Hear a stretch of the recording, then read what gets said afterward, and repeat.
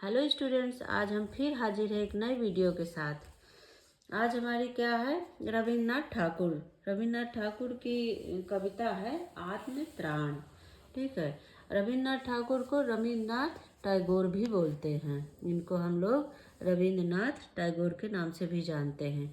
इनका जन्म 6 मई 1861 को बंगाल में हुआ था। ठीक है।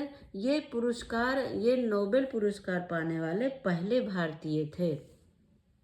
इन्होंने लगभग 1000 कविताएं लिखी हैं और गीत भी बहुत सारे, लगभग 2000 गीत भी लिखे हैं। और चित्रकला में इनकी बहुत अच्छी रुचि है, बहुत अच्छे अच्छे इन्होंने चित्रकलाएं की हैं। ठीक है। रविन्द्रनाथ टैगोर जो है चित्रकला में भी बहुत माहिर हैं। इन्होंने शांति निकेतन संस्था नाम की स्थापना की है। ये शांति निकेतन नाम की संस्था का स्थापना किया है और ये गीतांजलि के लिए नोबेल पुरस्कार से सम्मानित किए गए हैं। ठीक है। तो ये तो हो गया रविन्द्रनाथ ठाकुर जी के बारे में। अब इन्होंने क्या है, ये लिखा है आत्मत्राण। ये तो बंगाली थे, तो इन्होंने ये बंगाली भाषा में लिखा था, लेकिन इसका जो है हजारी प्रसाद द्विवेदी ने हिंदी अनुवाद किया है। तो आज हम हिंदी में पढ़ेंगे। ठीक है।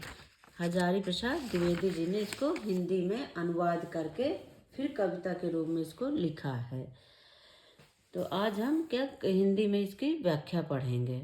क्या है, विपदाओं से मुझे बचाओ यह मेरी प्रार्थना नहीं, केवल इतना हो करुणामय, कभी न विपदा मैं पाऊं भय।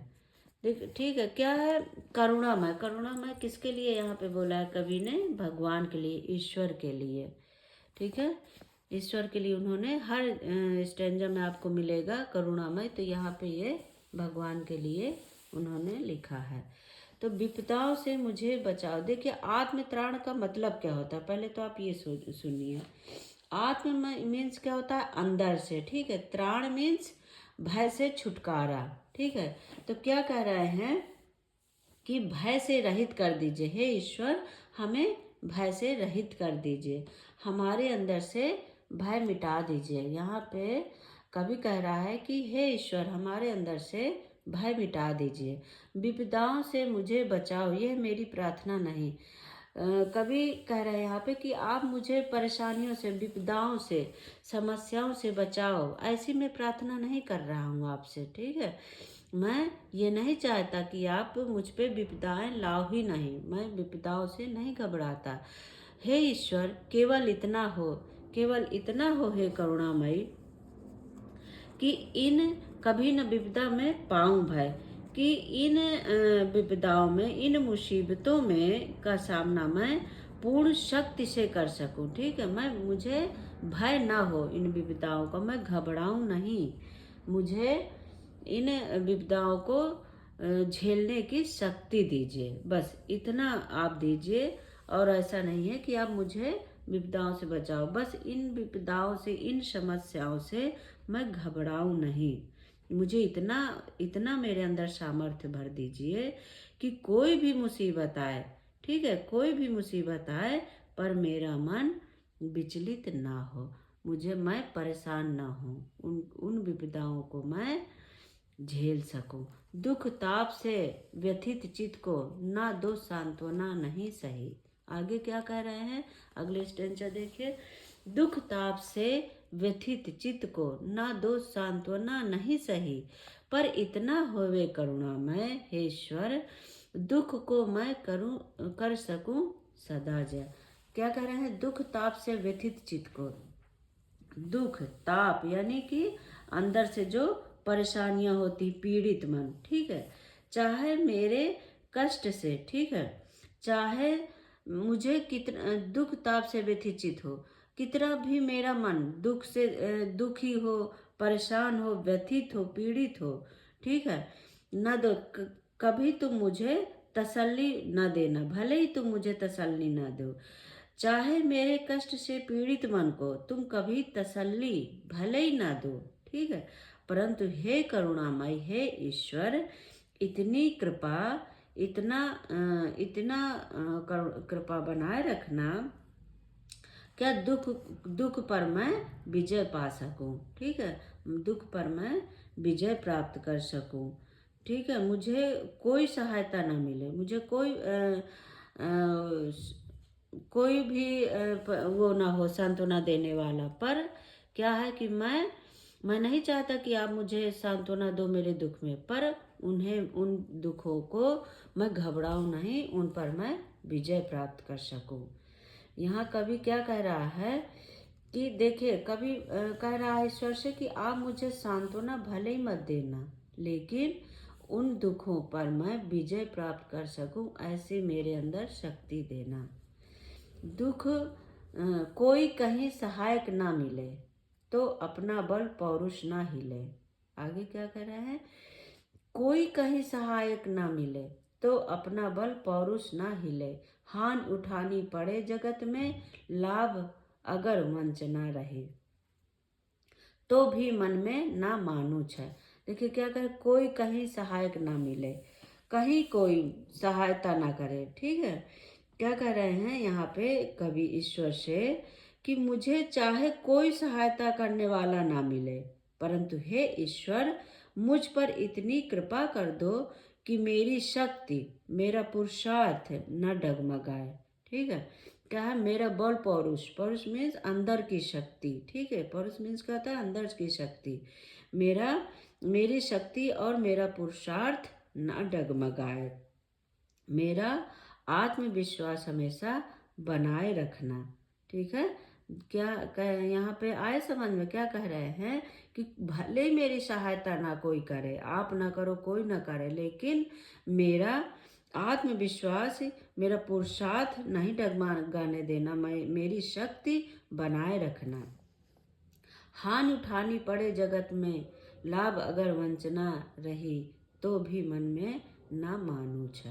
आगे क्या करें, हानि उठानी पड़े तो ठीक है, हानि उठा लूंगा, लाभ नहीं मिल रहा ना मिले, ठीक है, लाभ हानि मिल रहा ही है तो ठीक है, भले ही मुझे संसार में हानि उठानी पड़े, भले ही मुझे कोई लाभ प्राप्त ना हो, मुझे, ठीक है, क्या कह रहे हैं, मुझे भले ही धोखा खाने पड़े, मुझे वंचना रहे, मतलब मुझे भले ही धोखा खाना पड़े तो भी मन में ना मानू छै, तब भी मेरा मन कभी दुखी ना हो, छै मीन दुखी ना हो, कभी भी मेरे मन की शक्ति का क्षय न होने पाए, कभी भी मेरा मन घबराए नहीं, अर्थात मुझे इतनी शक्ति दो तथा हर समय मुझे इतनी शक्ति दो कि मैं इन चीज़ों का सामना कर सकूं, मुझ में पुरुषार्थ बनाए रखना, ठीक है। तो यहाँ तक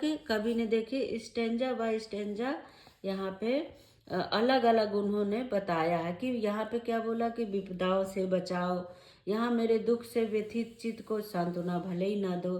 तो आप जब भी पेपर में आप देखें तो ध्यान से पढ़ें और जो पूछा है सिर्फ उतने का ही आप अर्थ लिख कर आएँ, क्योंकि हर इस पैरा में अलग अलग चीज़ें इसमें बताई गई हैं, ठीक है। अब इसका हम क्या काव्य सौंदर्य देख लेते हैं, क्या है, देखिए कवि ने यहाँ पे सीधा दिख रहा है कि कवि ने विपदाओं के समय शक्ति एवं पौरुष देने की बात कही है, ठीक है, कि मेरी शक्ति बनाए रखना और मेरा पुरुषार्थ न डगमगाने पाए, ठीक है, दुखों पर विजय पाने की प्रार्थना कर रहे हैं कि मैं विजय, भले ही आप यहाँ पे बोल रहे हैं ना कि आप दुख को मैं कर सकूं सदा, दुख भले ही हो मेरे पास लेकिन उन पर मैं विजय प्राप्त कर सकूं, तो यहाँ पर दुखों पर विजय प्राप्त करने के लिए कह रहे हैं, प्रार्थना कर रहे हैं ईश्वर से।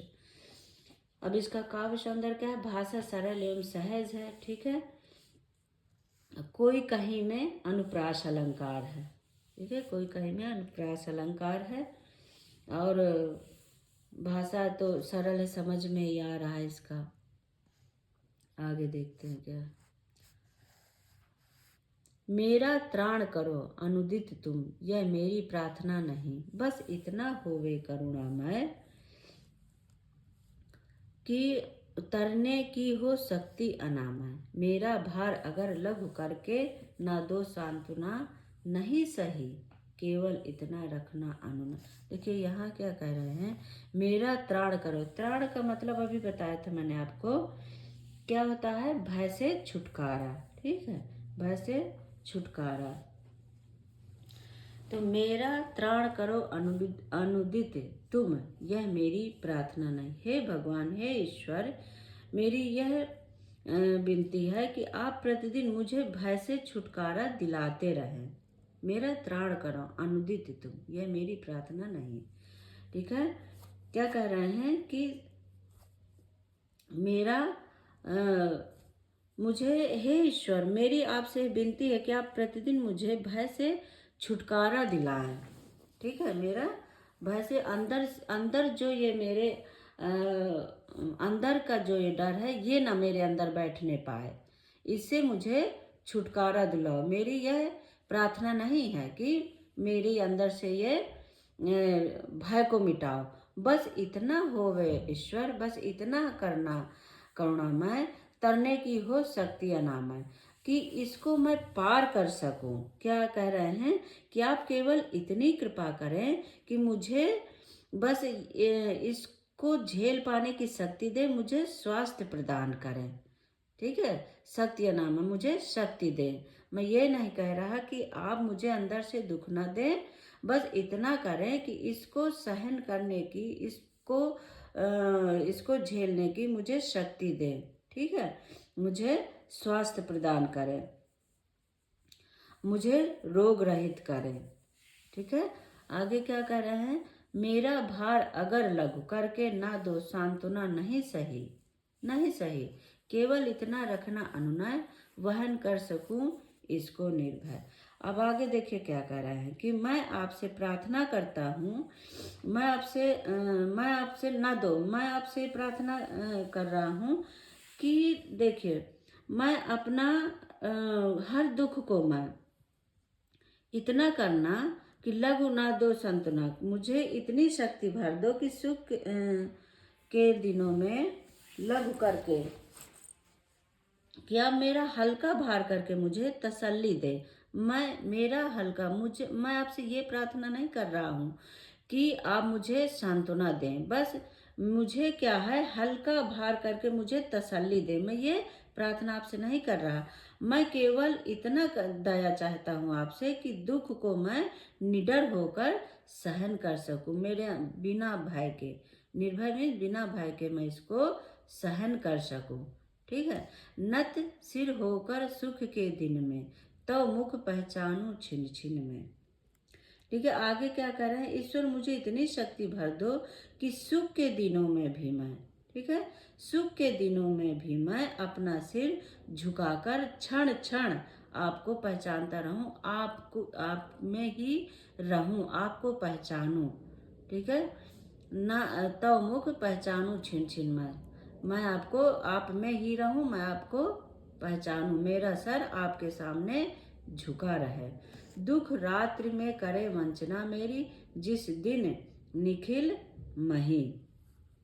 क्या कर रहे हैं आगे कि उस दिन ऐसा हो करुणा मैं तुम पर करूं नहीं कुछ संशय।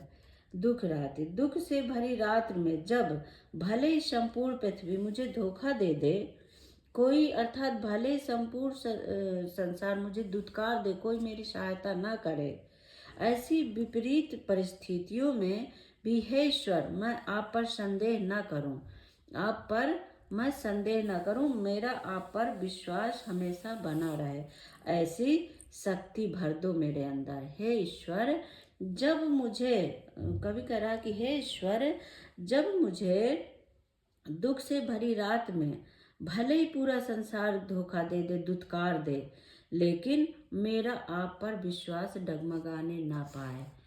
ठीक है, मेरा आप पर विश्वास डगमगाने ना पाए, मैं ऐसी शक्ति मेरे अंदर भर दो। तो ये हुआ इसका अर्थ। अब इसका हम काव्य सौंदर्य देख लेते हैं। क्या कह रहा है यहाँ पे, देखिए, कभी क्षण क्षण ईश्वर के दर्शन पाने की कामना कर रहा है इसमें, है ना, हर पल वो ईश्वर में ही खोया रहना चाहता है। और आगे क्या है, छिन छिन। छिन छिन में पुनरुक्ति अलंकार है, छिन छिन यहाँ पे पुनरुक्ति अलंकार का, दुख रात्रि में रूपक अलंकार का प्रयोग किया है।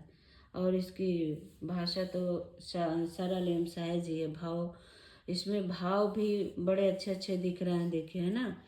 तो ये काव्य सौंदर्य आपको जरूर लिखना है इसमें। जो अगर जैसा पेपर में आपके आता है आप उस अनुसार से इसके आंसर दें। जिस पैराग्राफ का पूछा गया है बस उतना ही लिखें। और इस घुमा के भी प्रश्न करते हैं, तो आप अगर अच्छे से वीडियो देखेंगे समझेंगे